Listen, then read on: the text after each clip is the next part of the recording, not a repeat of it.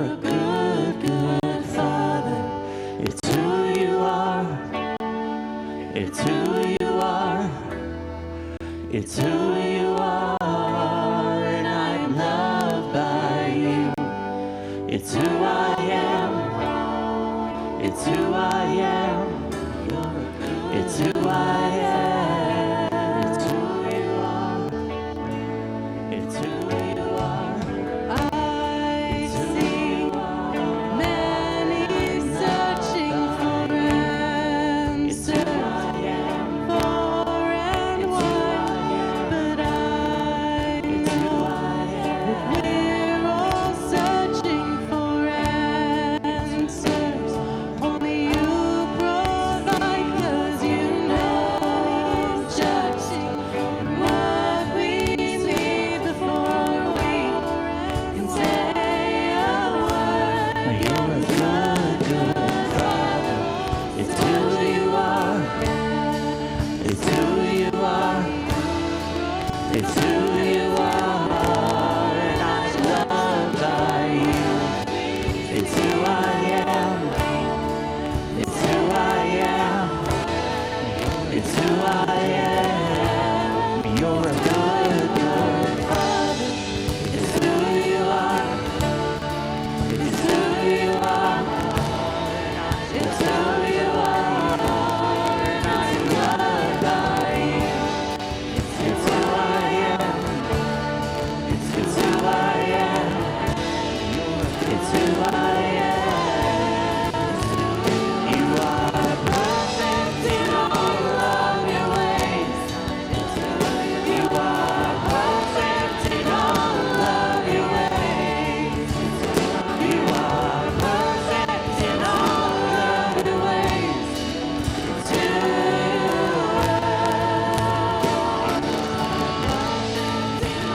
you are perfect in all of your ways.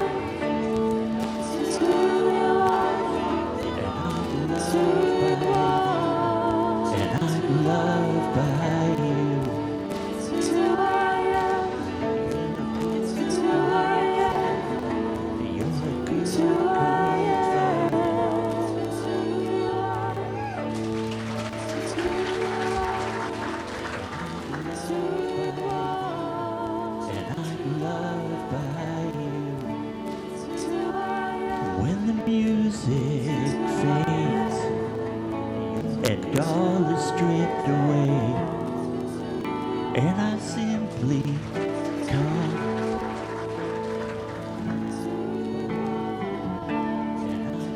Longing just to bring with you something that's of worth that will bless your heart, and I simply come. I bring you more than a song. Longing for a song in itself is not what you have required. That will bless your heart. You search much deeper within. I bring you more through the way things appear. You're looking into my heart. I'm coming back to the heart of worship, and it's all about you. It's all about you, Jesus. I'm sorry, Lord, for the thing I've made it. When it's all about you, and it's all about you, Jesus. About you, Jesus. I'm sorry, Lord, for the thing I've made. King of endless world, All about you, no one could express how much you deserve.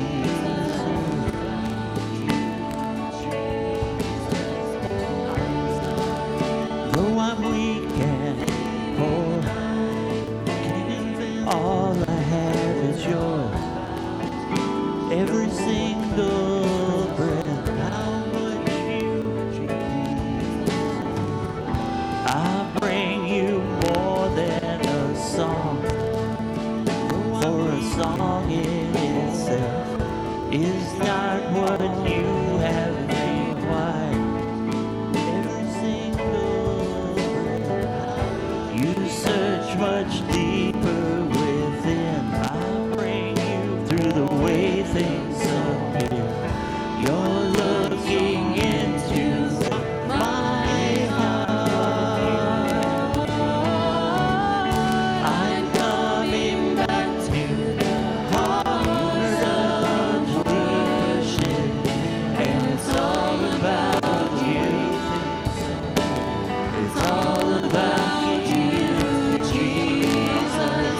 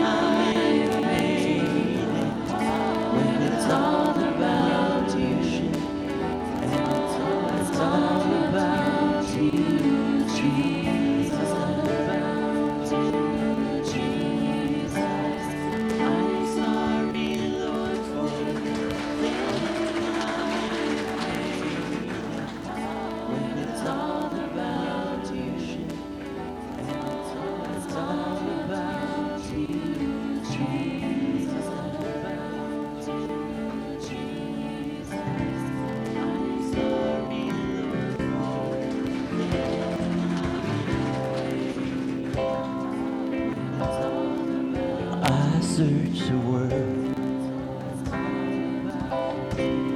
but it couldn't fill me. Man's empty praise and treasures that fade are never enough. I searched the world, then you came along, but it couldn't fill me and put me back together. Man's empty praise and every desire is now satisfied here in your love. Then you came along, but Lord, there's nothing put me back together than you. Lord, there's nothing and every better than you. Lord, there's nothing here in you. Nothing is better than you. Lord, there's nothing. Lord, there's nothing better than you. Lord, there's nothing. Lord, better than you. Lord, there's nothing is better than nothing is better than you. Lord, there's nothing. I'm not afraid to show you my weakness, my failures and flaws. Lord, you've seen them all. You still call me friend.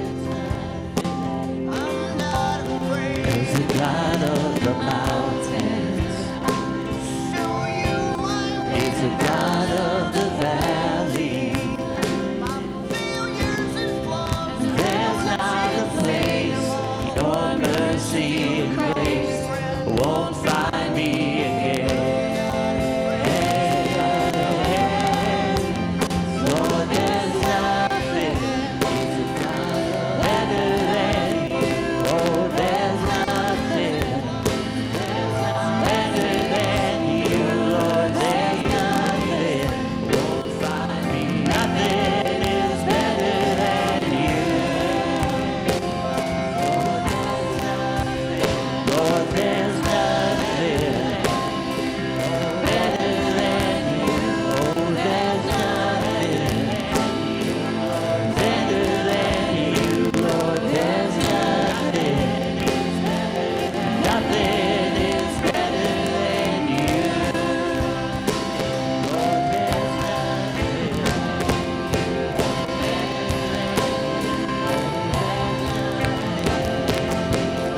You turn mourning to dancing. You give beauty for ashes. You turn shame into glory. You're the only one who can. You turn mourning to dancing. You give beauty for ashes. You turn shame into glory. You're the only one who can. You turn praise into gardens. You turn bones into armies. You turn seas into highways. You're the only one who can. You're the only one who can. There's nothing better than you. Oh, there's nothing better than you. Lord, there's nothing. Nothing is better than you. Lord, there's nothing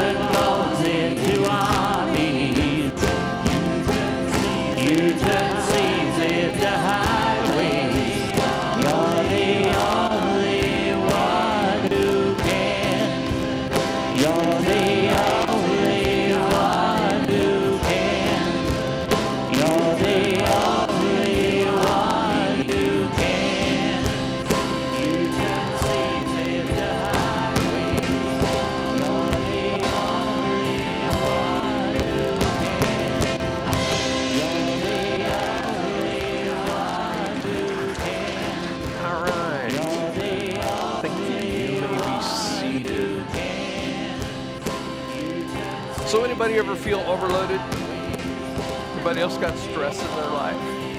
I love the graphic. I pitched this idea to Mary, and Mary makes our posters for us. Said, "Here's, I want to do a series on stress." And so this is the graphic she sends me back, and it's Noah standing on the tip of a sinking ark, saying, "So anybody ever feel overloaded to the center?" Anybody else got stress in their life? Now I'll tell you what. I love the graphic. You know, I know how hard it is to balance 125 pounds in a kayak. I literally spend days weighing everything, putting it in a position, weighing it against the rest of the boat, and then writing down and keeping a list of where it went, how much it weighs, what's the gross weight, where does it go, and what order does it go in to get there. And I cannot imagine moving animals around, especially two 14,000-pound elephants. But I'll tell you what, weighing everything, sometimes, isn't that what life feels like?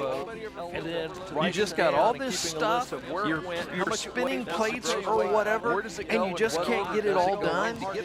So God's Word has a lot of really practical, counsel for how to handle this stress that comes into our lives. So a couple of years ago, I got this email. I got permission to read it to you, so here we go. All this stuff, I quit. I'm over it. I don't know what to do. My job is killing me. We can't get ahead on our bills. My wife and I fight all the time. Our kids scream nonstop. I've had 2 consecutive fasting blood sugars over 200. I got permission to read it to you, so my resting blood pressure is 140 over 90. I'm over it. I don't know what my resting heart rate is 133. My doctor wants me to lose weight and have a stress test. I don't need a test to know I have stress. I've had 2 consecutive. I'm so tired and discouraged. How am I supposed to keep going? My resting blood pressure. So rather than reply to his email, I called him. My resting heart rate is 133. And I said, "All right, my doctor, in regards to your email, let me just tell you this. First of all, welcome to the club. This is called middle-aged adulting. How am I supposed to keep Second of all, when we're done talking, I want you to go directly to the ER. And I want you to tell the doctor what you just told me and don't leave anything out. And if they won't listen to you, find a different doctor. You've got something, you got a physical pathology going on there that needs to be addressed. That's the real deal. Second of all, when we're done talking, you want physical ailments aside, and I want you to tell the doctor. We all just run into some times when our get up and go is got up and gone, right? And you're just like, where am I supposed to get this energy from? What am I supposed to do? I don't even want to get out of bed. And we also know, because we are forced to adult, that there are times in life when you don't have a choice. You can't opt out. You have to keep going. Even if your mind and even if your emotions have all checked out, you realize you got to get up, put one foot in front of the other, and haul yourself to wherever you got to be, right? I hate those days. But what I want to do today, and we're going to do this in this series, today specifically, I want to look at 4 things that will help you with this. All right, God's Word has got some great stuff for us. And I don't know what you're feeling like checking out. Maybe your struggle is with your job. Maybe it's with your family. Maybe it's with your marriage. Maybe it's your health or your finances, or maybe it's your kids or whatever. The Bible has a lot to say about how to deal with that overload and where to turn for that. It's got a lot to say about things like resilience and endurance and determination. And so I really want to dive into that today. So in your notes, let's go. Introduction. 2 great examples who kept going. Guess who the first one is? Jesus. And the answer is always Jesus. Did you not learn anything in Sunday school? When a teacher asks a question about who, it's always going to be Jesus. So in your notes, let's go. So you got Jesus facing this constant opposition.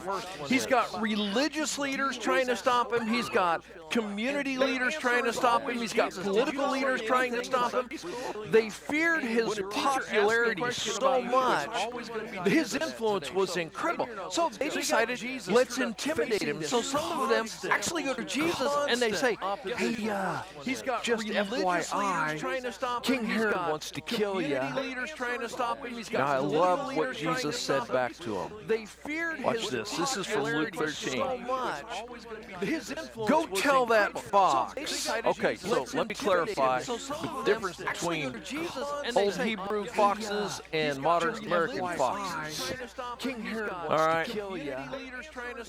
A fox today is quite different. I grew up knowing that a fox today is some attractive woman. All right.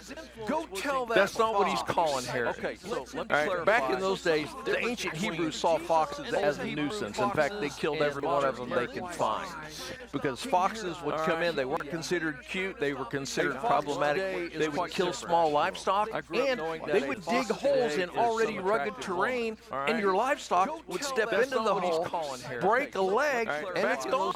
The ancient Hebrews saw so they hated foxes. Foxes were considered stupidly dangerous. Now watch.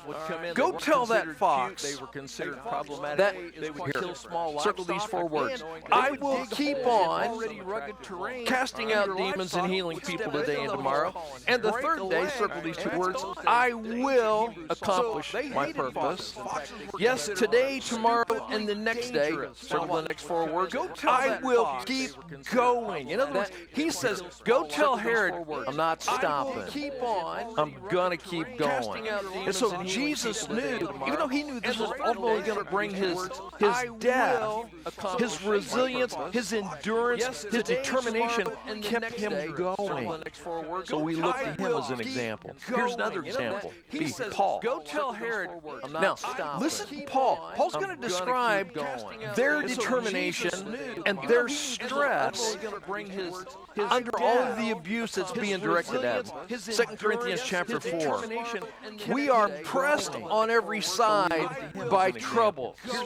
He's using a Greek wrestling term when the opponent you are wrestling has got you pressed hard against the mat, so hard you cannot even draw a breath.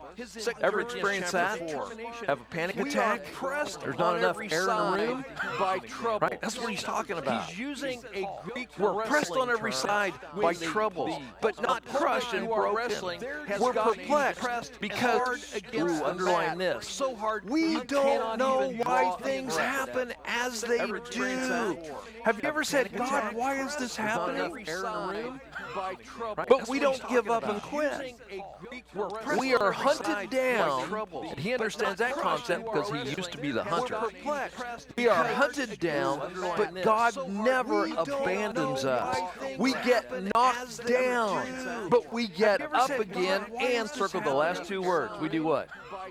We keep going. He's using the same words that Jesus used. So where do we get the strength to keep going when we are having that panic attack or there's not enough air in the room? Where do we get the strength to keep going when we don't have the emotional bandwidth to even get up and go? Where do we get it? What do we do? How do we keep going? All right, here we go. Number 1. I must humbly, and circle that word humbly. I must humbly, we're going to come back to that word in a few minutes. I must be humbly honest with God about what I'm feeling. In other words, you got to tell God what you're feeling. Do you realize that even Jesus felt stress? Let's think about this. When he was praying in the garden on the night in which he was betrayed, right before he was arrested, he's modeling this, sharing his stress with God. Matthew chapter 26. He knelt with his face to the ground and prayed, my Father, if it is possible, here, underline to the end of this, don't make me suffer by having me drink from this cup. He knows what's coming. Does that sound stressed? Absolutely. Look at Luke 22. It describes his physical agony. and being in what? Agony, he was praying very fervently. And his sweat became like drops of blood falling down upon the ground. Does that sound That, stress? my friends, is stress. Absolutely. No way around it. That is straight up stress. Do you realize even the disciples had stress going on that night? Watch this. Agony. He was praying Where are we very at here? Luke 22 again. and he rose from the prayer. He came to the disciples and found them, what? Sleeping from sorrow. They're depressed. They're having anxiety. You know when you get so much anxiety and your heart's racing so fast and it just wears you out. That's what they're doing. They're struggling. They're depressed. And now, John, going to the Gospel of John, John gives us a little more insight into that whole prayer that Jesus prayed that night. So Jesus is totally stressed. He's stressed not just about what's going to happen to him, but what's going to happen to these local yokels he's been trying to work with for 3 years and still isn't sure what's going to go on with them. And he voices that stress to God. And watch this. At least 5, maybe 6 times in 5 verses, he expresses it. John chapter 17, verse 11. Holy Father, I am no longer in the world. I am coming to you, but here's my concern, he says. Here's the first one. My followers are still in the world. So, now here's his request, his first request. John chapter 17. Keep them safe by the power of the name you've given me. I am no longer in the world. Then they will be, here's his second or his third request, they will be one with each other just as you and I are. You know why he's worried about that? Because these guys fight all the time. So, this is not a band of merry gentlemen. These guys were always jockeying, trying to sit next to him and trying to get him to give one of them something special that he wasn't giving the others. So he's worried they're going to fight all the time. Verse 12, while I was with them, here's the concern again, I kept them safe by the power you have given me. Well, here we go again. I guarded them. Father, I don't ask you to take my followers out of the world, but, and here it is again, keep them safe from the evil one. So it stressed him. So even Jesus talked to God about it. The Apostle Peter later tells us to do the same thing. Unload all your burdens onto him, that's Jesus, since he is concerned about you. Let me give you 3 things about being honest with God. All right, these are really key to understanding this. Here's the first one, A. God already knows every emotion I feel. Unload all your burdens. He does. God knows every emotion that I feel. About Psalm 33. The Lord gave us each a mind, and nothing we do can be hidden from Him. So, question: if God already knows, why do I need to tell Him? Every emotion. All right. Simple. Psalm 30. Telling him isn't for his benefit. Guess whose benefit it is? It's my benefit. So my telling God is for my benefit. You say, well, okay, I understand that. No, actually, I still think you probably don't understand that. You see, I learned years ago that when someone comes to me and says, hey, have you got some time where we can talk? And many of you have already experienced this with me. Say, hey, if you have some time, can we talk? And I say to them this. So my telling God is for my benefit. In 4 complete sentences or less, tell me what we want to talk about. When someone comes to me and says, hey, have you got some time? And people will say, well, I don't know if I can do it that succinctly. And I say to them, if you have some time, then you haven't thought it through enough for us to actually talk about it. So think it through. When you can say it in 4 sentences, come back and we'll talk. Now, why do I do that? Why do I do that? I'm not blowing them off. I'm not dismissing their need. This is actually the first step in our conversation. Because what happens is when I verbalize something out loud and I hear myself saying it, it actually reveals more to me about me and about the situation than if I just stay inside my head. Our ears help us clarify what was confusing before. And when you say it out loud, when you talk it out loud with God, it helps you clarify, it helps reveal to you, it relieves you of a lot of the unconscious stress, a lot of the internal conflict that you had in your life, because hearing it in the air is a big deal. When you say it out loud, and it makes you think it through. Again, confession isn't for God's benefit, it's for my benefit. It isn't so God knows what I'm thinking, it's so that I know what I'm actually thinking. All right, here's the next thing, B. God understands my feelings better than I do. God understands my feelings better than I do. Hebrews chapter 4. This high priest of ours understands our weaknesses, for he faced all the same testings we do, yet, underline this, yet he did not sin. Better than I do. Anything you've ever felt emotionally, Jesus felt as well. But Jesus chose to process that feeling without letting sin and insecurity guide the process. So why tell us this? Because honestly, we have emotions because God has emotions. We're created in the image of God, and emotions are good. They're God-given. But like anything else that's good in life, Satan can mess with them. Emotions can be hijacked. Emotions can exploit you. We have emotions because God. And as any 2-year-old knows, you can use your emotions to exploit others.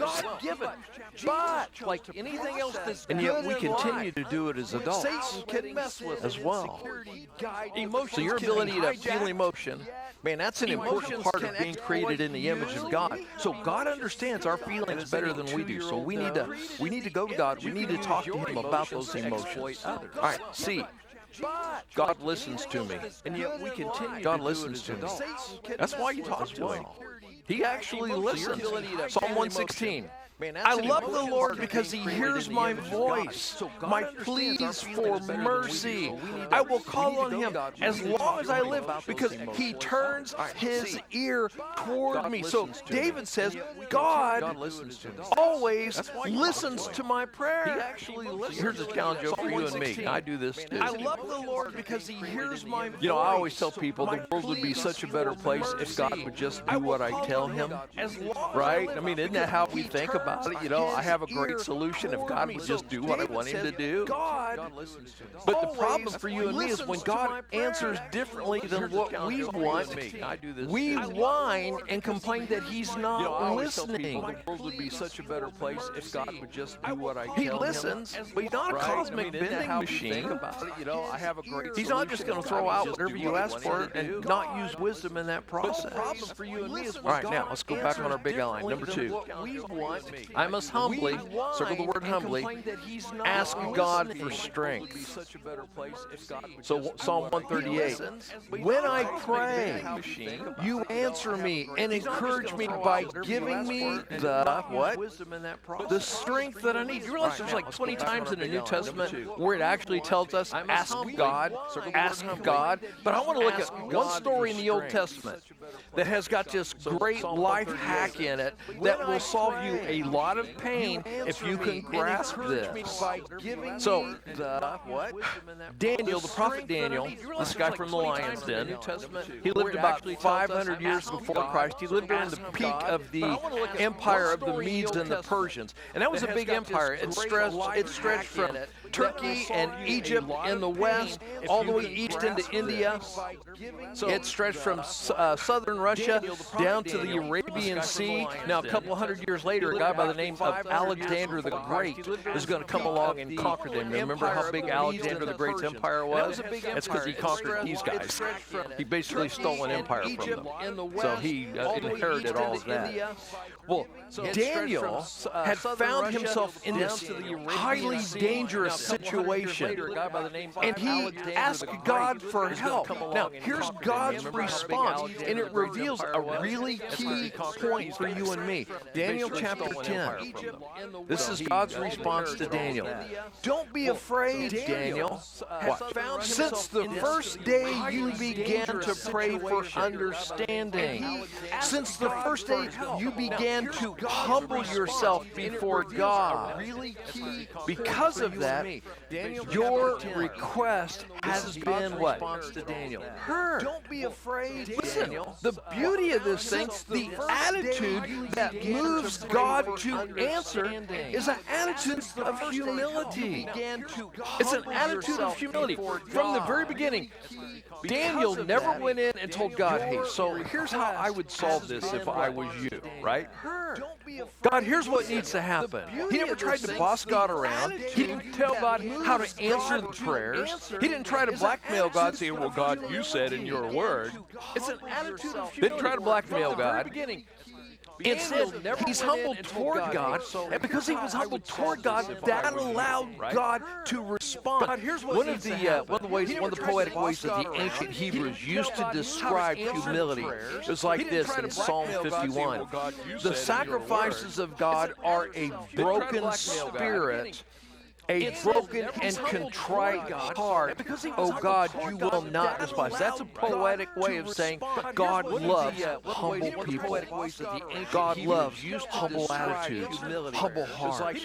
So you see, a person who thinks they've got all the answers, a person who won't trust God to do whatever needs to be done, is a person God cannot work with. That's the warning there. Number 3, I must humbly, and again, circle the word humbly, I must humbly thank God for all this good despite all that's bad. 1 Thessalonians 5. Always be joyful, never stop praying, be thankful for all circumstances. Is that what it says? I must humbly. No. Don't be thankful for all circumstances. This is be thankful in all circumstances. For this is God's will for you. You know, in my personal opinion, I think the greatest example of gratitude, that attitude of gratitude in Scripture, is found in the life of Job. Remember the story of Job? Like the guy who everything went wrong in a day. Job was the wealthiest man of his generation. He was very respected. He was very successful. He was a community leader. But he lost everything in a matter of hours. And understand, he did not understand what was happening.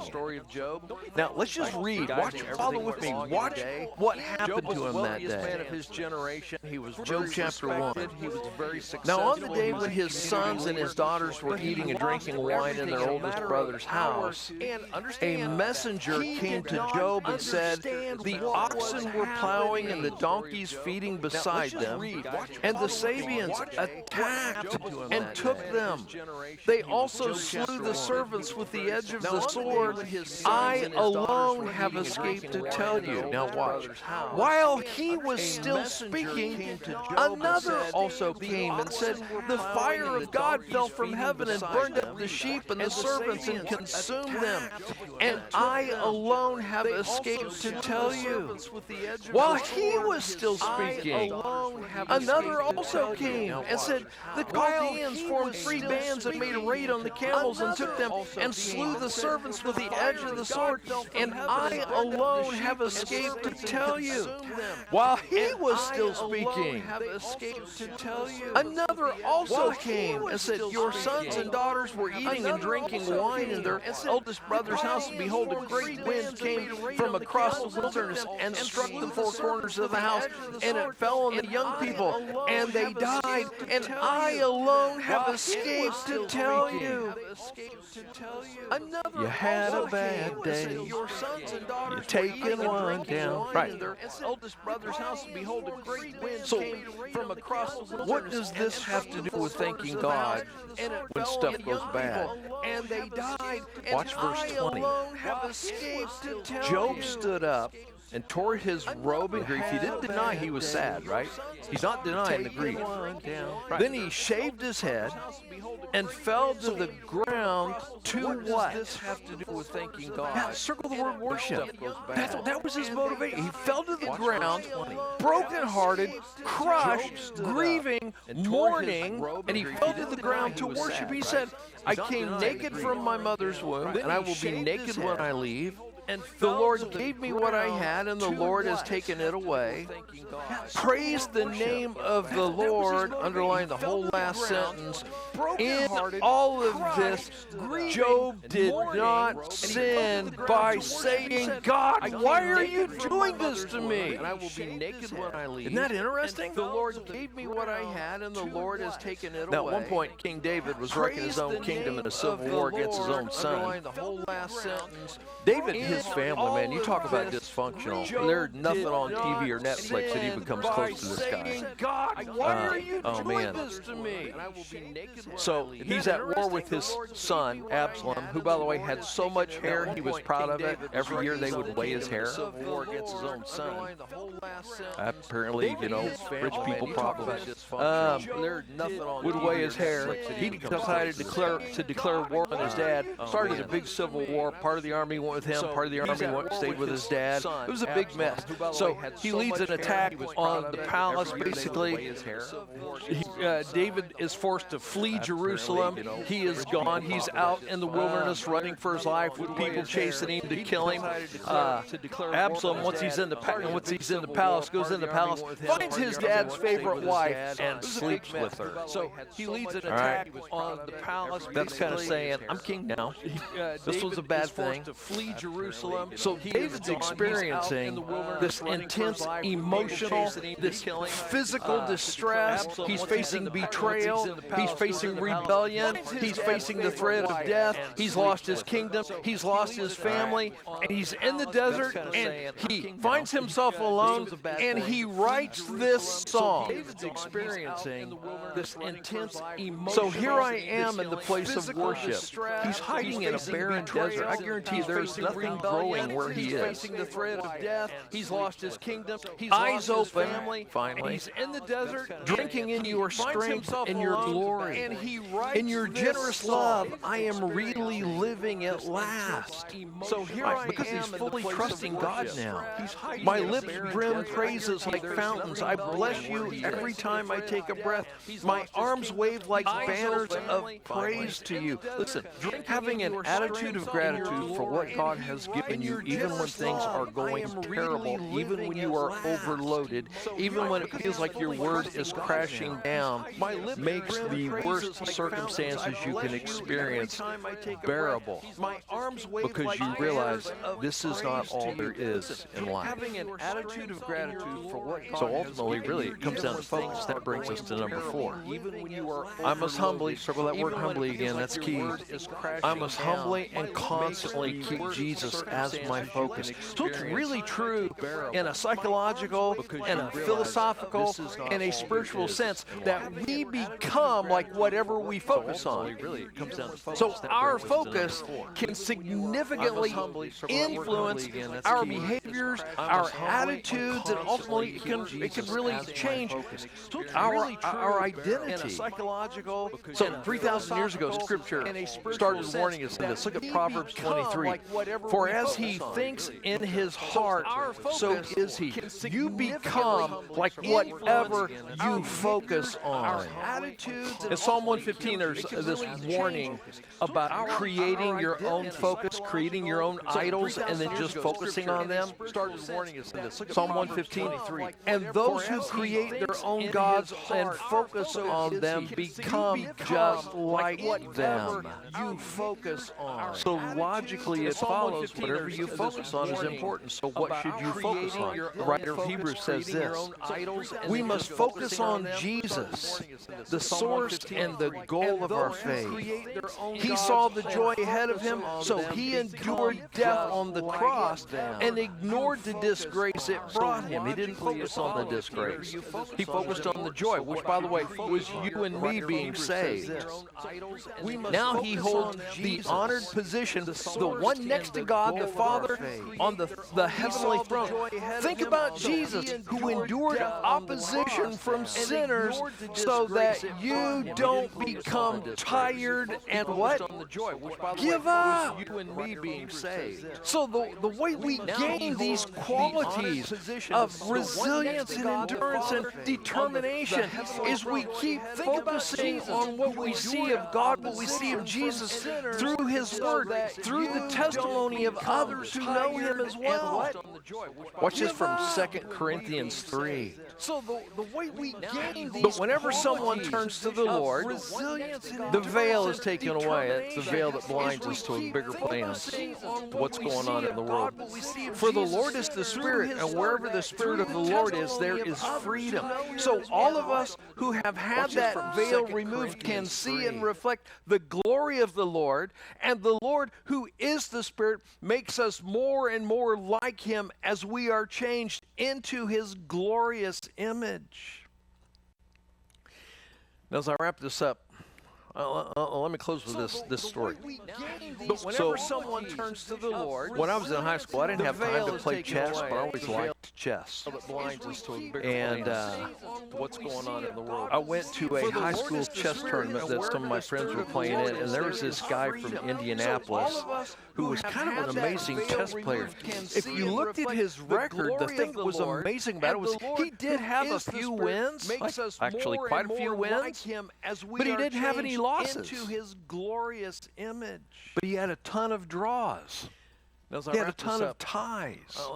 It was really fascinating to watch him play. And so we had an opportunity to talk to him after one of the matches. He came in a cafeteria where we were eating. And so we're talking with him about all these draws that he got. And here's what he said. I can't beat most of these people, so I don't play to win. I play to create a draw, a tie. If one of us wins, the winner gets a point, but the loser gets nothing. If I can keep them from winning, we both get half a point. So all I have to do is block them from winning. Listen, that's all Satan has to do with you and the stress in your life. He doesn't have to beat you. He just has to get you to not handle things appropriately. That's all he has to do. I mean, the keys to taking on the image of Christ in times of stress are humility and honesty and gratitude and focus. And Satan can't beat those things. But what he can do is pervert those things. What he can do is block you from those things. So instead of humility, Satan tells you people are just going to trample on you. You don't deserve this. If you don't stand up for you, nobody will. That's what Satan wants you to do with humility. Instead of honesty, Satan tells you everybody bends the rules. It's got to be a gray area, right? Our humility and instead of gratitude, Satan tells you, no, they owe you, and it doesn't matter. So if somebody has to lose something for you to win something, no big deal. Or instead of focus, what Satan does is he just distracts you. Kind of like Peter when he steps out of the boat onto the water to chase Jesus, and he starts sinking. All Satan's got to do is get you to look at the troubles around you to prevent you from walking at that higher level. So here's the reality when it comes to stress. You have a choice to make, right? You have a choice to make. You can follow the example of all the saints who've gone on before us, or you can follow the coaching of the devil, the coaching of the world, who, by the way, can't defeat you because greater is he that is in you than he that is in the world. But you can listen to it, and you can make some poor choices and be your own block to what you need.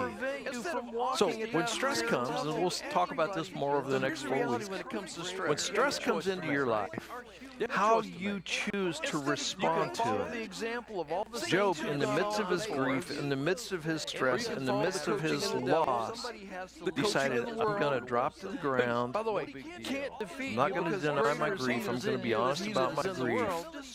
But I am going to choose to trust and worship God. And you can. Let's Make pray. some poor choices. Father, thank you for the opportunity today to stop and to just get a good look at your word and realize, okay, so there is a lot of stuff in here about how to respond to stress. There is a lot of stuff in here where you've given us this wisdom so readily available to us if we'll just access it, we'll just tap into it. Wisdom that will make a catastrophe something we survive, that will show us how to respond when things don't go the way we want. To trust and worship God. Father, thanks for loving us enough to send Jesus. And thank you for loving us enough to let him set the example for how we should respond to your word and realize, okay, Father, this week guide us, open our eyes to the stress, open our hearts to the way we should respond. You've given us, and it's in Jesus' name we pray. Readily available to us. So we're going to share in the Lord's Supper today. You don't have to be a member at Adventure. You don't have to have taken a class here. If you've given your life to Christ, He invites you to share in this time. You can do that right now on the table in the baskets or the communion cups. There's a layer on the top that you can peel back, and that will give you access to the bread, which Jesus said that night. He said this in the future, when you do this in remembrance of me. He said, this will always remind you of my body that's broken for you. There's a thicker tab that you can peel back, will give you access to the juice, which he said was shed for the forgiveness of our sin, all right, which represents his blood. So honor him right now and talk to him about that thing that he established on the most stressful night of his life. On the table, ask him how you can grow and how you handle stress. We'll come back, we'll close out together in a few minutes. And that will give you access to the bread, which Jesus said that night. He said this in the future, when you do this in remembrance of me. He said, this will always remind you of my body that's broken for you. There's a thicker tab that you can peel back, will give you access to the juice, which he said was shed for the forgiveness of our sin, all right, which represents his blood. So honor him right now and talk to him about that thing that he established on the most stressful night of his life. On the table, ask him how you can grow and how you handle stress. We'll come back, we'll close out together. And that will give you access to the bread, which Jesus said that night. He said this in the future, when you do this in remembrance of me. He said, this will always remind you of my body that's broken for you.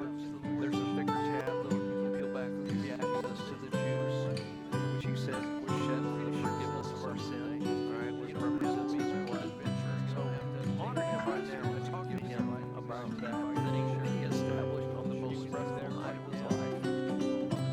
Ask him how you can grow and how you handle stress. We'll come back to